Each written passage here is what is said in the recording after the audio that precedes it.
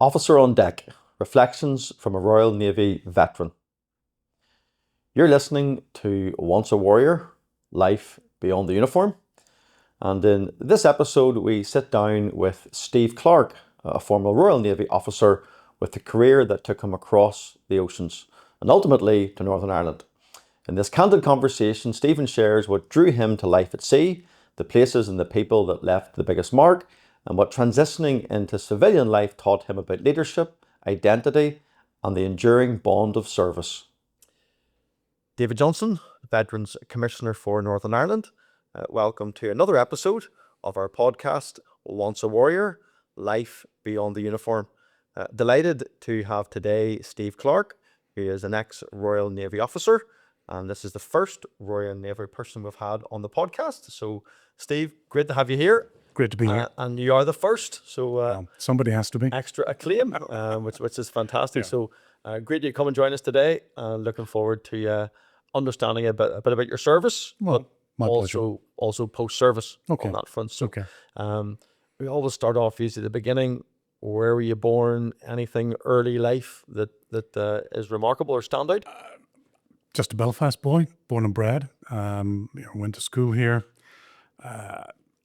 and I always had an interest in things nautical, but I never really had a burning desire to be in the Navy and nothing else. I went through primary school, secondary school, went into a job, and was happy enough doing that. But circumstances change, and I left that job and began to train, believe it or not, as an air traffic controller for the Civil Aviation Authority. So I went down to Hearn Airport in Bournemouth, which is where they have the college.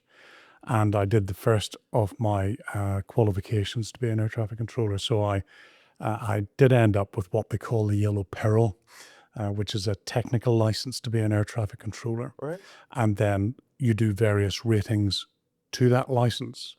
And I was to do my first rating exam, which was airdrome control. That's bringing the aircraft from 12 miles out to landing.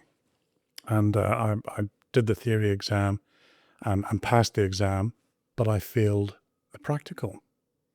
And this surprised me. They said, listen, there's nothing wrong with your technique, but you keep on getting the call signs mixed up. Right. And I just didn't understand that at all. But nonetheless, that's what happened. So my contract with the CAA ended at that time because I'd failed the first rating to my ATC technical license.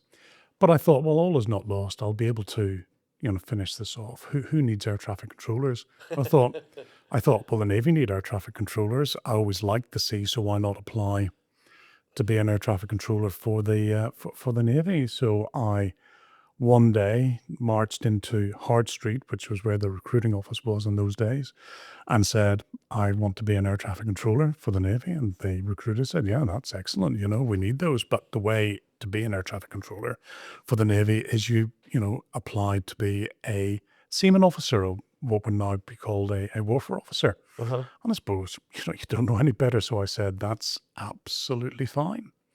So I signed all the appropriate forms and went through the process of the selection process down in the south of England.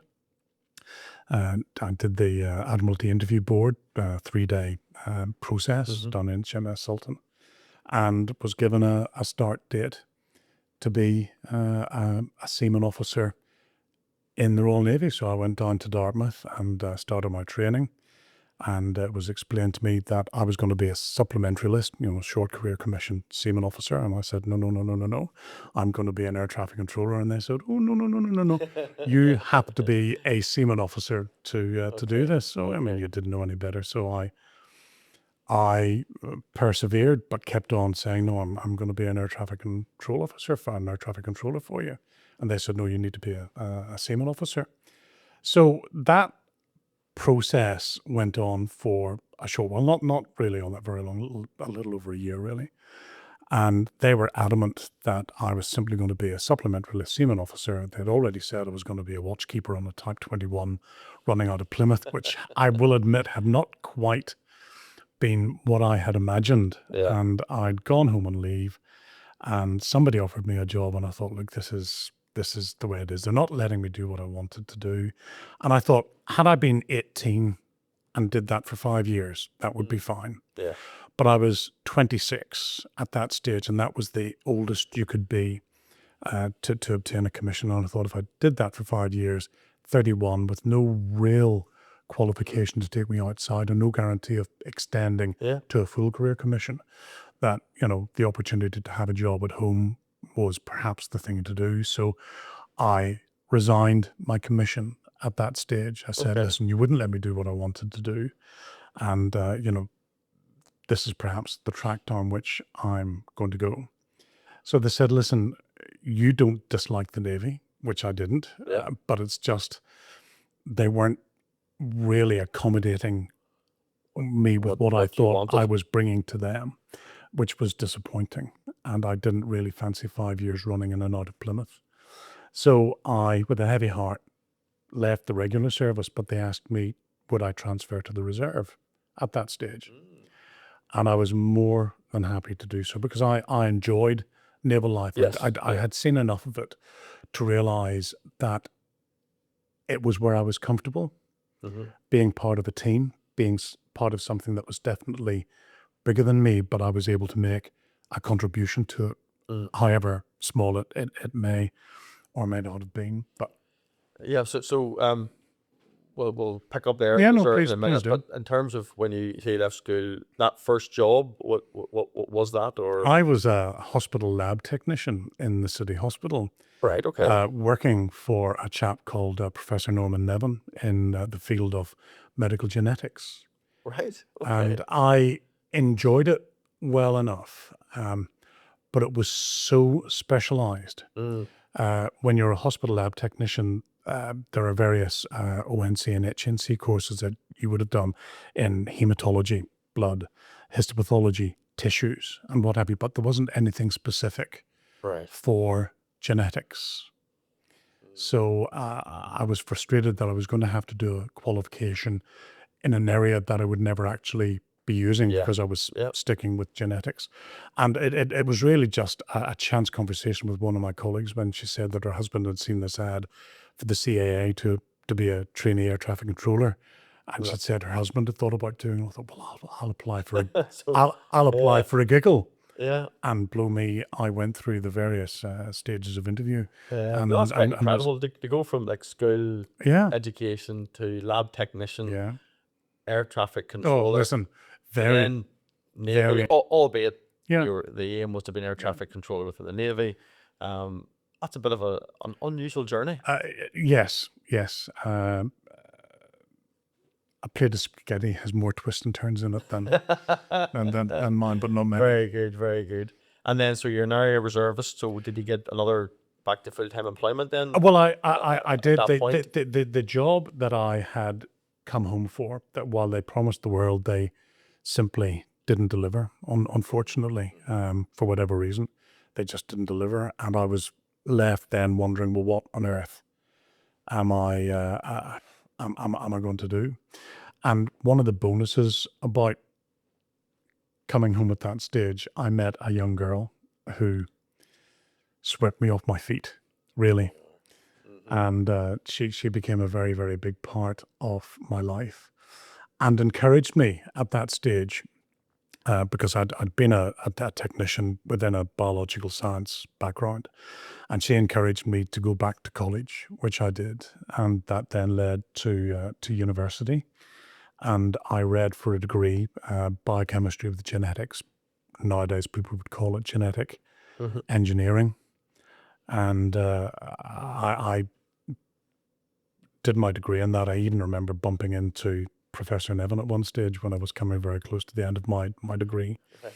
And he said, you know, if there'd been an opportunity, he would have employed me back, but more on the molecular side of things, which Okay.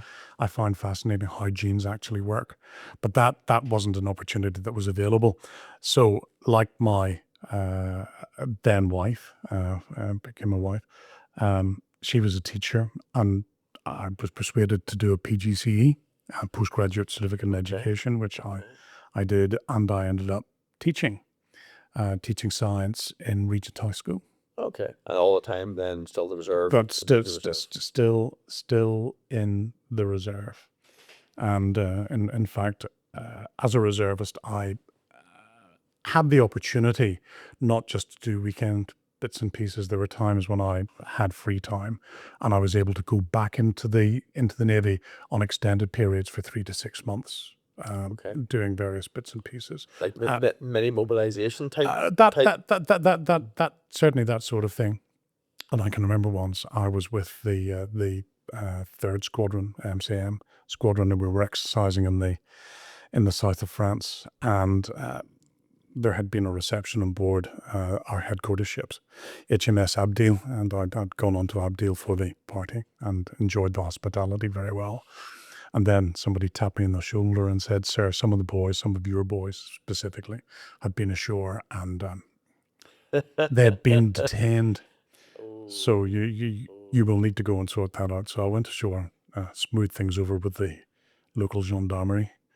And on my way back, there was a payphone, so I thought it would be a good idea to speak to my then girlfriend. And I explained where I was and what I'd been doing, and the words, "Will you marry me?" Slipped out of my mouth, slipped out the way they do. And of course, she's down on one knee in the phone booth or anything, no? Possibly, perhaps maybe more to do with the hospitality of the cocktail party. But she told me to phone back the next morning when I had a clearer head, which I did. And I asked the question again, and she said yes. So yes, my girlfriend was now becoming my wife. Right. She was incredibly supportive of my time through the reserve and through my time as teaching. And I was teaching away until that fateful day. Would have been around October 2008. And I got a phone call, and I picked up my phone, and of course all my pupils saying, "Sir, you're not meant to have your mobile phone on, no, you're not allowed." And I said, "Excuse me, I'm allowed, you're not," the way you do.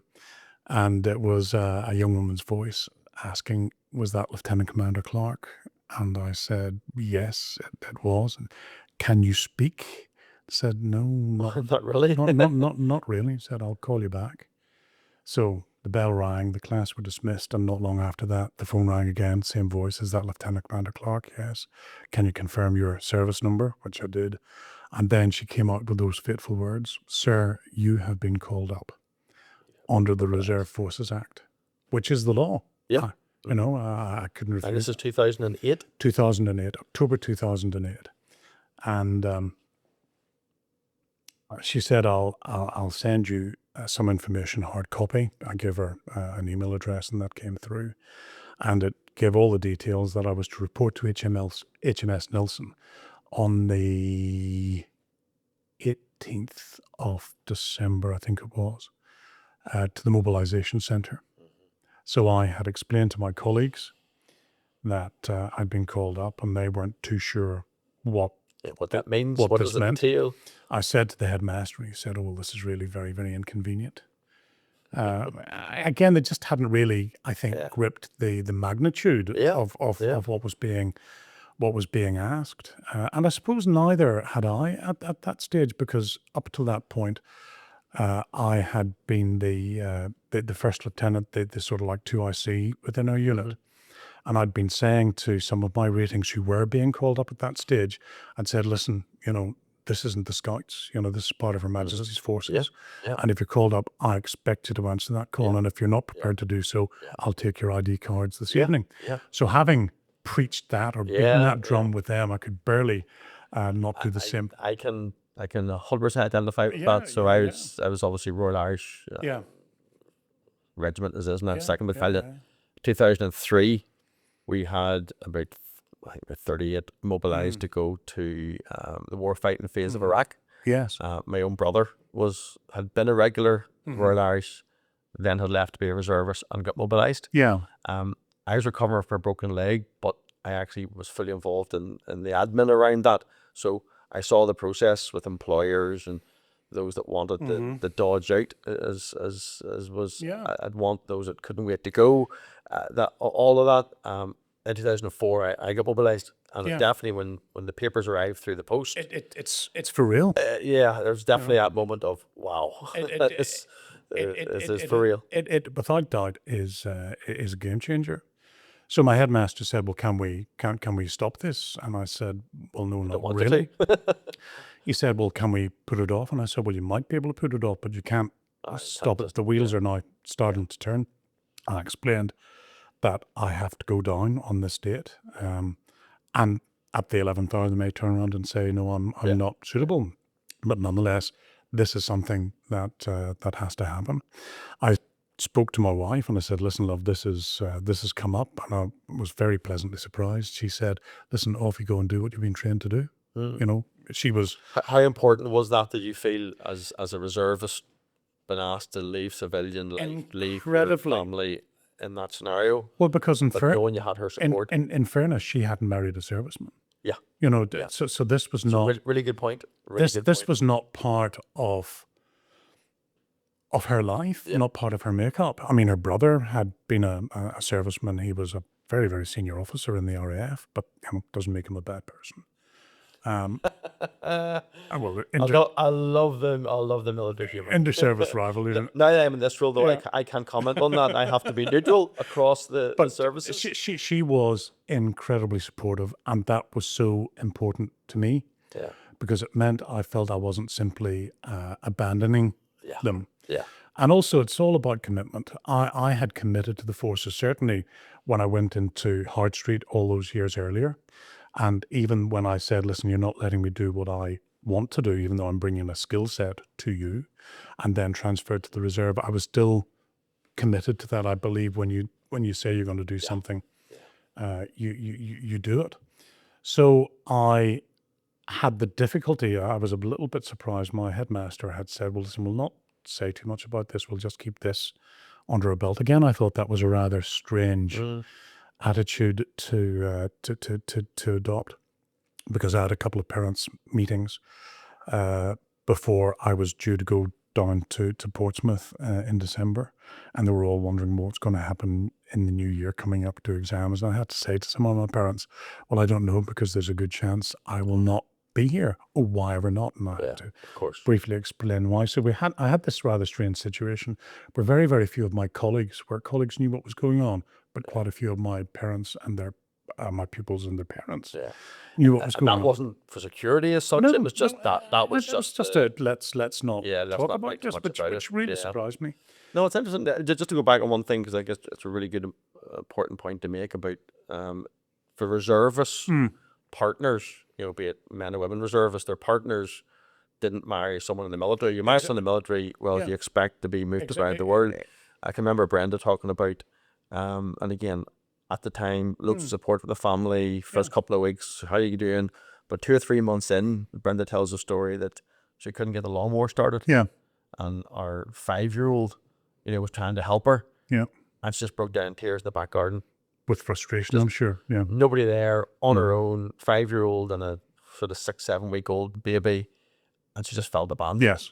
And she tells that story, and I'm off doing what I'm doing in Basra, not even hardly thinking about home. You're almost feeling guilty because you got a family back home, but as you understand, you're doing what you're doing. Yeah. And that's a story sometimes doesn't get told about the families at home. I have to say, she's a very independent woman and more than capable, but as I let friends know what was going on, they also stood up to the plate, and they said, listen, when you're away, they know just to call us and we'll step in, which, all of a sudden you find there's this network around you, a tremendously supportive network. And that, I think, is a massive boost when you're about to do something which is so far out of your experience, that you can be reassured that you're not leaving anyone in the lurch. Were you looking forward to it, Steve? Like, was it like a sense of I can't wait to get out here, or was there a sense of didn't really think this was going to happen, not that keen enough? Not that I wasn't keen, but I just didn't know what to expect. I mean, I was a middle-aged overweight Ulsterman. So I went down on the Wednesday night to be in HMS Nelson on the Friday morning, and the first thing you do is you have a medical, because obviously if you fail the medical, that's it, end off. So I had the medical, and then you have a little chat right at the end, and the surgeon commander said, you're a big fella, you're overweight, but he said you're fit and healthy. Bang, C2, fit to deploy, go get your kit. Simple as that. So you then spend the rest of the day doing a few bits and pieces. I had to have a dental appointment because they take care of various dental issues at that stage. You draw your kit, and then you're told at 1600 you're to present yourself in front of the XO, HMS Nelson, and you go in front of him. He's behind the lectern. He invites you in, brings you to attention, and reads the declaration that on this day you have been re-engaged in the naval service with your present rank of lieutenant commander. Gavel goes down, God save the Queen. And that's it, back in. But you're now on full pay. Yeah. Well, I did ask that. I did ask that question. He said not until the 2nd of... Was there an adjustment? I know for us when we went in 2004, depending on what your vertical comma civvy pay was, there'd be a rank pay, but also a bridged gap. No, if you happen to be on more. For me, it was an increase. Going in as a serviceman, I was being paid more. Yeah. What was important to me at that stage was a Thursday. The 19th of December, the Friday, was the last day of term. So I flew home that night, and I was back in school the next morning. Not that there was anything going on the last morning of term. The kids are as high as kites, looking forward to getting off. So they go, and that's figuratively speaking, of course. Oh yes. No chemical substances were being used at this stage, and then you go up to the staff room for coffee and scones. They say your farewells before Christmas, and my headmaster still hadn't said to my colleagues that I was away. So I used that opportunity to go around a few of my closer chums as work colleagues to say, well, look, that's it, cheerio. And they said, why cheerio? And I said, well, I'm off to Afghanistan next month. And they never knew. Never knew. They never knew. And that was the one thing that I suppose, if I want to express any sort of bitterness is possibly too strong. Frustration. Here I was, having answered the call to wear the uniform of our armed forces, going into what was potentially the most dangerous part of the world. And nobody had thought to think that this was worthy even of mention before I left. I find that... I can say how that would be extremely frustrating. And a little bit hurtful. Yeah. No, that's an interesting take on that scenario. We obviously... obviously it was a bit earlier in terms of the troubles, etc., and there were those who maybe didn't want it known because of security reasons. That's understandable. But for sure, when there's no reason not to, why not recognize the fact that someone is answering the call? Well, the nation has requested, and that's it. Exactly. So these things, you cope with them and you move on. Yeah, no, absolutely. So Afghanistan then? What role? Where were you? Well, there's not a sea in Afghanistan. So what on earth is a naval officer doing out there? Although I've got to say, 3 Commander Brigade had been out on the previous rulment, so it had been mostly naval service with the Marines and so on. But I had been told I was going out to manage a media centre. Oh, I'd never done any media in my life before, but effectively it was just a management role in effect. And I did my pre-deployment training.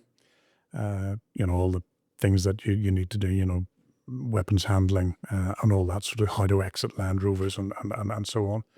And I remember, finishing the last part of my training on the Friday, and I was due to fly out from Bryce the next day on the Saturday. So not a lot of time from starting to actually going, which was possibly a good thing. Because you don't want getting home to see family. Though, well, no, I had been at home. I'd done a few courses. I'd been home for about a fortnight, and then I knew I'd had to go down to do this last course, and then I would go straight away. Okay.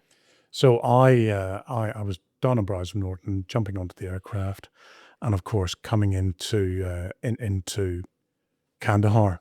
At that stage, they asked us to put on our flak jackets because there were missiles coming in at that stage. So that was the first red light goes on. That was the first wake up call that this that this was for real. Yeah.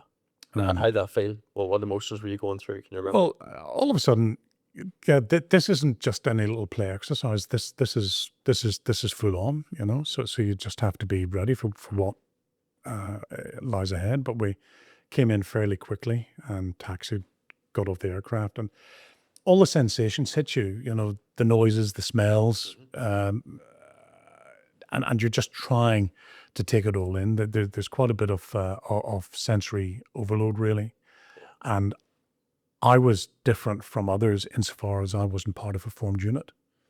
I went out. Yes. I went out as a singleton. Ah, okay.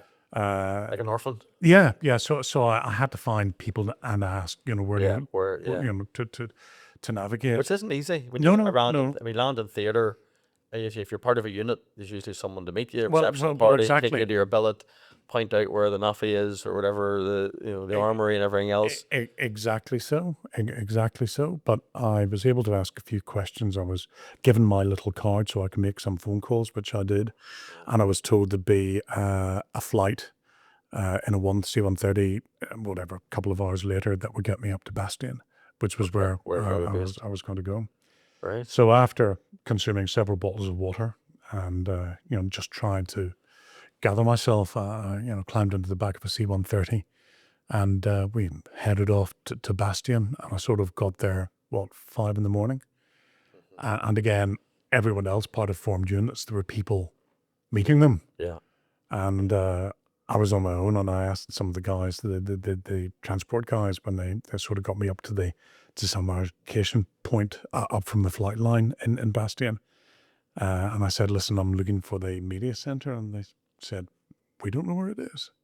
You know, and the number of people asked, none of them knew where it was, and pretty well left to my own devices. As it turns out, the media center, which was to be my world for the next 6 months, was literally just across the road from From there. from the transport center, but it still took me a good couple of hours to figure that one out. If you happened to have known Rachel from The Office back in those days, she had 2 tours of Afghanistan. Well- Well, bumped into her, she could have probably Well, pointed out where the exactly, where but the media thing aren't we was. all so much wiser after the event? But I'm actually just laughing here to myself because I don't know if it was 08 now, it might have been 09, but certainly around 08, 09, because I was sort of last in uniform 07, but I remember been contacted because I did a bit of media work in Basra, because I'd done sort of media in Civvy Street, and we were the Force Protection Company, and when the media came in from the UK, invariably I was sort of sent right, to be close protection for the journalist, okay, but also because I was media savvy, and that's what it was. I was also the media minder. Yep.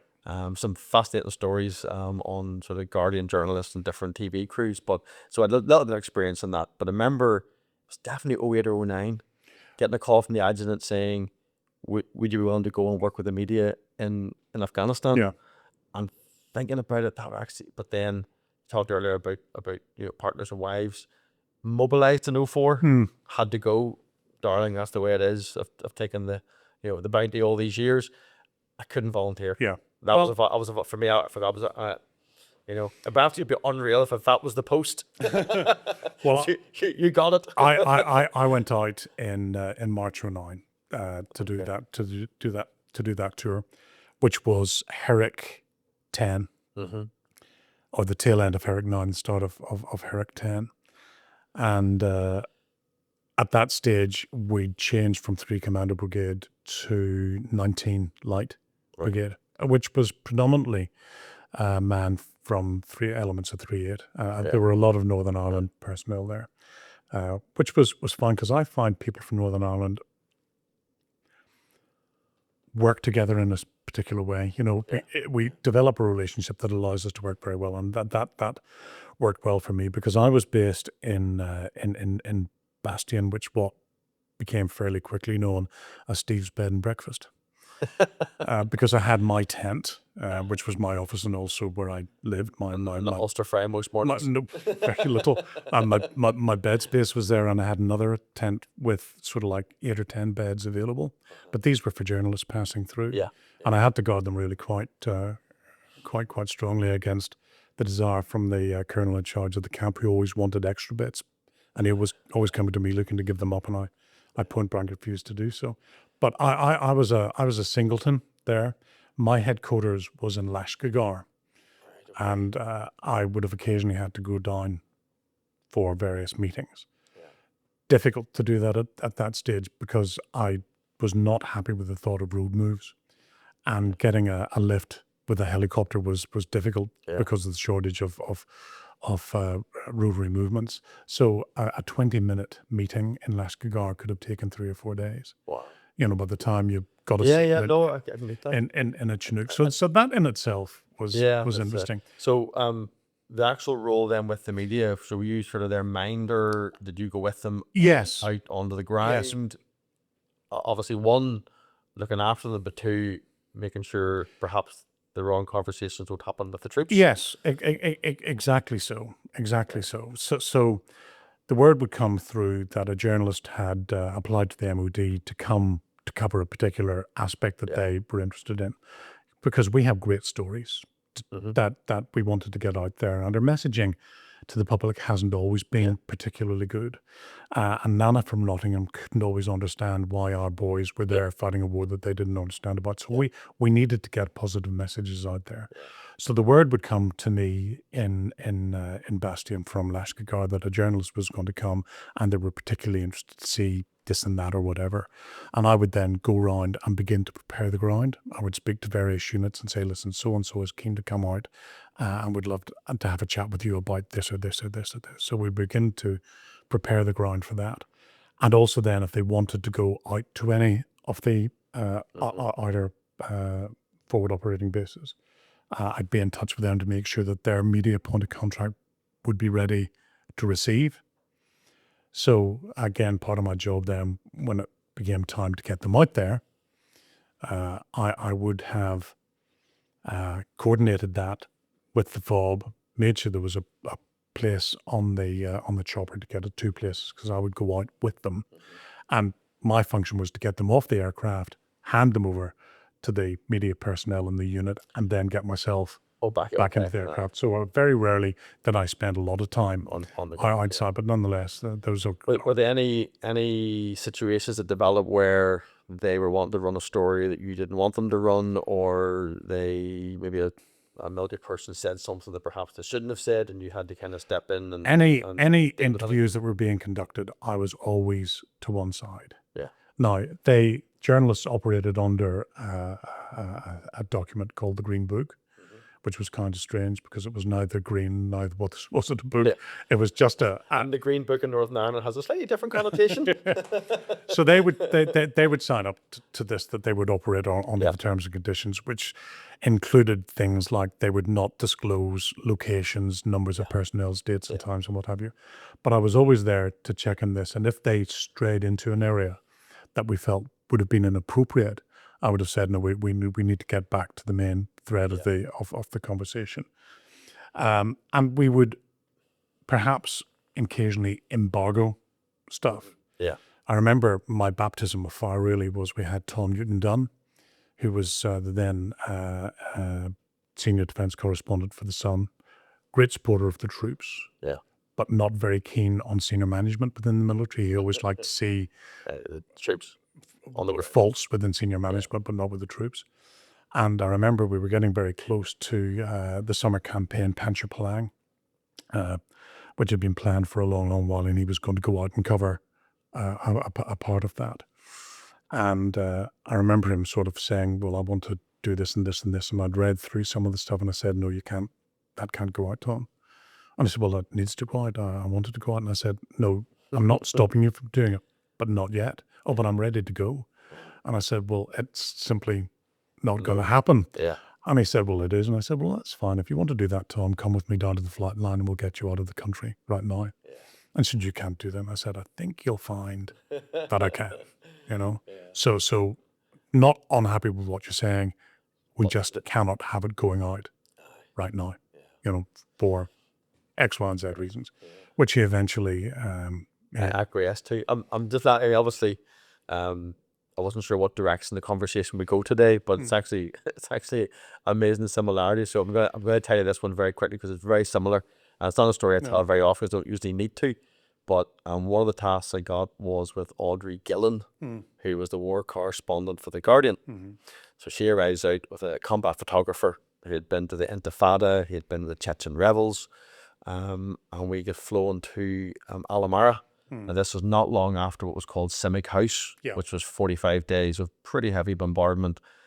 The company commander used everything up to his 400-pounder. It was quite an intense firefight for elongated. So it's going to be 3 or 4 weeks later. I'm up here with Audrey Gillen, war correspondent, and in the mess or the canteen, one of the young TA officers just whatever started to spout off about some of the challenges and the difficulties, and he was just having a bad day. And she says, "Would you say it on the record?" To which he says, "Yeah, of course I would." Yeah. So I'm sitting going, wow, okay, well, what do I do here? So a time had been arranged where I was to take her round to meet him. And I'm thinking, I can't. This was all to do with Tim Collins' rules of engagement. Yes, all yes, this yes, stuff yes. was going on. This was the big story about rules of engagement. The RMPs that had been killed in Basra not long before that. All that stuff was sort of hot on the horizon. So it was like, right, and I'd been told, like, rules of engagement, just do not go there. That can't be allowed to be talked about. So I'm going, what do I do? And fortunately, we had some Royal Irish guys were up there with a CIMIC team. So I said to her, look, we'll pop by and see some of the guys going down. I want to say hello to them because I hadn't seen them since we went to theatre. So I dropped them off, made an excuse, was going to the loo, ran to the far side of the camp, went in and seen this guy and his mate, and I'm like, what are you doing? You can't go into this sort of stuff. And we had a real blazing row. Brought her around. So then we started asking the questions. He was like, no. And she realised, she turned around to me and went, you spoke to him, haven't you? And I'm like, oh, I've got a job to do. So that was okay. We're walking back to her billet. She is fuming at this stage. And I can remember every time she asked a question, I kept saying, Audrey, you can't ask that. Audrey, you can't ask that. Audrey, you can't ask that. So that was fine. Big mistake. Walking back, she stops in the middle of the road. This is like surreal. This is like 11:30, 12 o'clock, dark, Alamara, just surreal. She grabs me and goes, how dare you? You cannot tell me what I can't ask. I can ask whatever I want. You can tell your troops what they can't answer, but you never tell me what I can ask. Okay. That was a lesson learnt. But they can be precious. Bastions was getting bigger by the day when I was there, and part of the job was keeping an eye on the journalists. You couldn't always simply let them wander wherever they wanted. They needed to be held quite closely. And of course, the senior command team around Bastion were terrified of Tom Newton Dunn because of his reputation that preceded him. And I can remember, obviously, the jewel in the crown in Bastion was the hospital. Yeah. And Tom Newton Dunn and his team were there for a week before we were taking them out to the start of Panchapalang, Panther's Claw. And you couldn't be with them all the time. It was just a physical impossibility. Yeah. But I can remember he was particularly keen to do an interview with a naval MA medical assistant, a very attractive young girl, and her friend who might have been an army medical orderly. They'd sort of chatted over a cup of coffee one evening, and he was determined to do an interview. And the CO of the hospital, who was then the commander, Ali Hoffman, was most concerned because this girl had come to her and said, this man wants to do an interview, and she really wasn't comfortable. And I did my best to reassure her that I'd be there, and if there was any chance of the interview going off piste, as it were, that I would step in. And, because we can't really deny him the opportunity to interview. He's a job to do as well. Exactly. So the interview went ahead, and it was actually very, very tame. It turns out that the reason why the girl was very unsure, before she joined the Navy to be an MA, she had been a pole dancer. And her parents didn't know this. Right. And she was desperately concerned lest that story would have come out and crushed her parents. So I said, none of that will ever see the light of day. Yeah. And it was a great interview. And I think on the back of it, she became one of the faces to start or to launch the Help for Heroes. Right. Okay. That came out of that. Okay. So there's always that's a bit of good. So was there anything? Because I want to get on to please do. Post service. So was there anything like major during the Afghan tour? Did you do one tour? Did you do multiple tours? No, I did the one tour, and was fully expecting that would be it. Mm-hmm. That time done, you go home, you get your post-operational tour leave, and then you pick up the pieces and you go back to normal life. But just before I left Afghanistan, the powers that be in the Navy got in touch and said, there's another job we'd like you to do. So you literally stayed on then, So back into I went full-time back service. home, and they explained what the job was, and I went back into full-time service. Okay.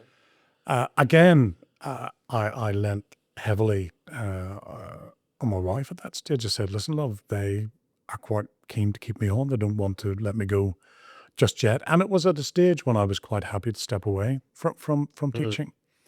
Yeah. And I have 2 daughters, and they were at a stage, they were in their teens, so they didn't really need me around Monday to Friday. And what was being offered was a staff job, Monday to Friday. So And albeit in London, I was able to come home weekends. So I said, yeah, I'm happy enough to do it. And I went back to my school after I'd been home for a couple of weeks, and the headmaster was saying, "You're here to discuss when you're coming back." And I said, "No, I'm here to." now you can see why he didn't want to announce it in the first place. No, he didn't want to lose you. I'm here to offer my resignation.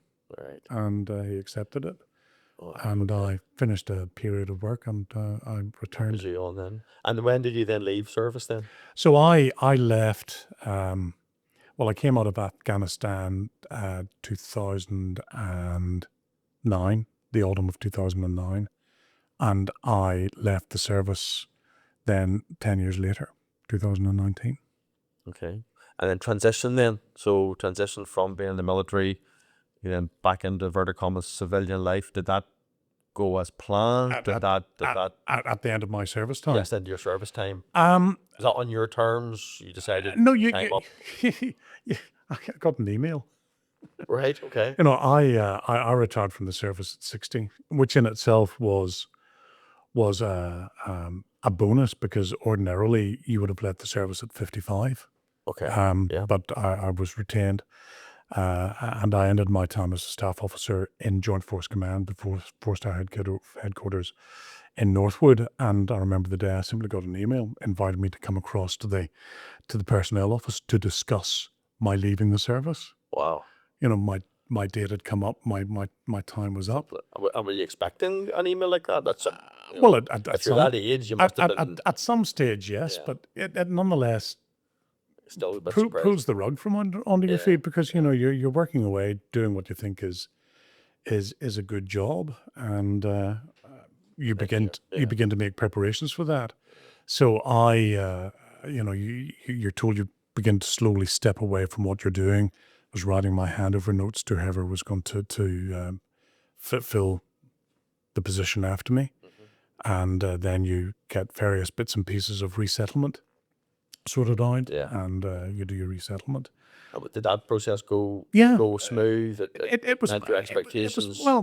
It was strange, because you do a number of these courses, and a lot of them are geared up to you seeking some form of employment post-service. Yeah. And had I left at 55, I would have considered it. But had I, been younger, I would have looked at that. But I was 60. I mean, I wasn't. Yes, there wasn't any. I wasn't thinking of sort of retirement. Thinking of work. I was just looking forward to the golden years that lay ahead, because I'd spent the last 10 years effectively away from home. Yeah. And I came home on May at 19, looking forward to the golden years, to my retirement. But it's not been quite the retirement that I was expecting. I was going to come to that, because as part of this podcast series, we obviously interview so many different people with different experiences, particularly those for instance, maybe have been through really difficult combat tours, and I've got some real challenges with mental health, PTSD, etc. Yes. And then post-service, so trying to piece our lives back together again. You in a sense, had a different journey, where I did. At the point of leaving, things looked good. Things looked like retirement. Looking forward to those golden years. Yeah. But as you said, it didn't quite turn out. No. I retired in May of 19, and my wife passed away in September of 19, after a totally unexpected, very sudden and very short illness. Nobody saw it coming. And it just shook my world. Yeah. completely. Because you don't, the world's made round. You don't get to see too far ahead, and perhaps that's a good thing. But all of a sudden, looking forward to do the things that we had talked about when I was home at weekends, and we'll do this and we'll do that and we'll do something else. And we had just finished restoring a cottage up in Donegal, which had been her project. This is something that she'd planned, and we'd very much looked forward to spending time there. And we had our first week in it in July, and she fell and broke her wrist. And had that not happened, we would never have known, because a week or a month after the cast came off, her wrist was still badly bruised. And she was sent up to hematology, and they discovered a very rare, pretty well untreatable form of leukemia. Oh. And that was diagnosed in August, end of August 19, and she passed away the 11th of September. So from diagnosis to her passing was mercifully quite quick. Very quick, yeah. But it required major readjustment in what I was what I was to do. You've gone from looking forward to that retirement with your wife, who'd been so patient, understanding, very much supportive during the incredibly the mobilization, the extension, if you like, into that. And now you're thinking, right, it's my turn to give something back now, and it's not there. It's not there. From it changed. So I have my two daughters, both now sort of pretty well grown up, but nonetheless they are very much front and center in my life.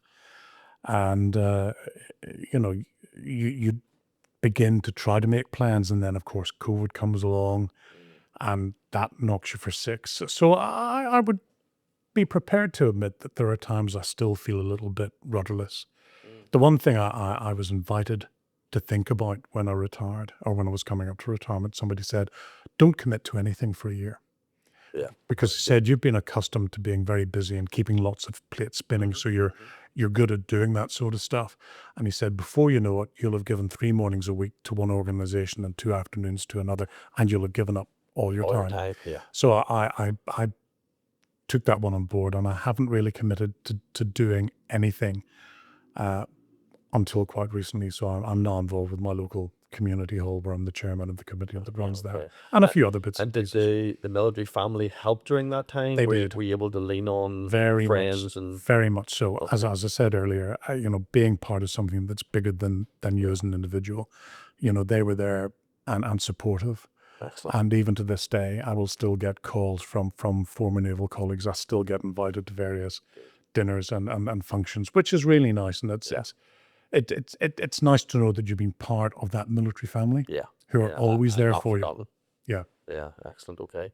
Well, look, last 2 quick questions as we finish up. The Royal Navy obviously has evolved a lot, I suppose, technology, but just sort of speak to that. How have you observed that evolution, and even in your time serving?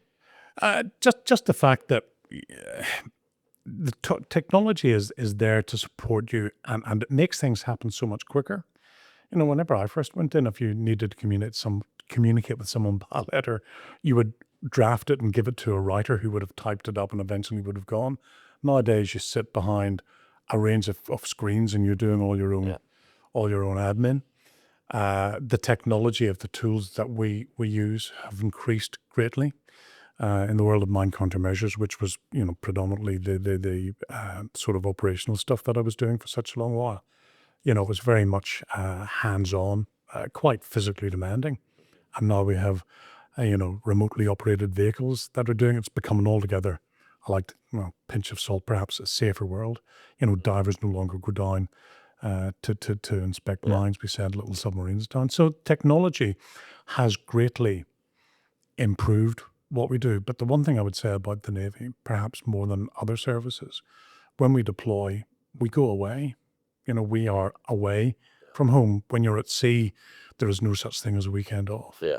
If something's broken, you fix it yourselves. We need to be self-sufficient, and the technological improvements and how we can support ourselves remotely when we're at sea have greatly improved. Yeah. Okay. No, that is interesting, and even technology going forward may even see a more rapid evolution on aspects of? I would certainly like to think so. Yeah, I would okay. certainly like to think so.